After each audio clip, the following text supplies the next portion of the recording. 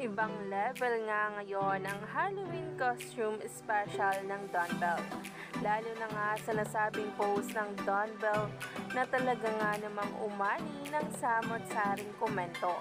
Dahil ang event place na talaga nga namang dinaluhan ng maraming mga artista ay talagang sa isang lugar na napaka-importante pa. Narito nga ang nasabing post tungkol dito.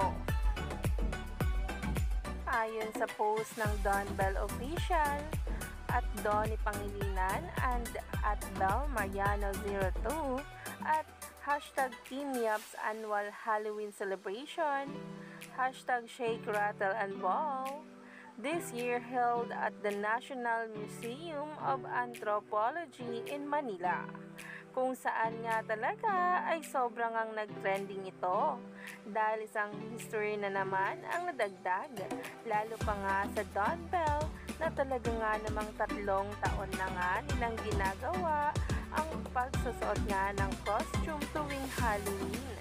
Talaga nga namang umani ito ng samot-saring komento sa social media ngayon.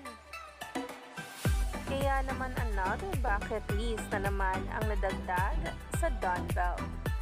Check na check nga raw ayon sa marami. Grabe nga ang chemistry na binigay nga nito sa kanilang mga kasuotan na mas lalo pang ang bumagay sa isa't isa.